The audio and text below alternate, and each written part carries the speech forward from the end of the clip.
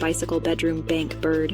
Hello everyone, today we'll learn 10 simple English words with easy examples. Let's start. First word, bird. A bird is an animal that has wings and can usually fly. The bird is in the tree. Second word, bank. A bank is a place where you keep your money. I go to the bank on Monday. Third word, bedroom. A bedroom is a room where you sleep. My bedroom is clean and cozy. Fourth word, bicycle.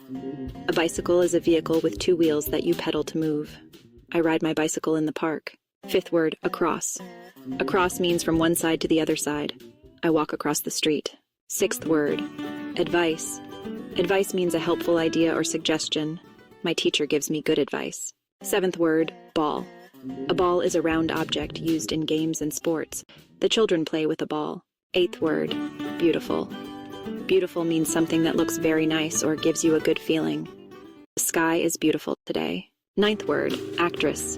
An actress is a woman who acts in plays or movies. She is an actress. 10th word, bath. A bath is when you wash your body in water. I take a bath every evening.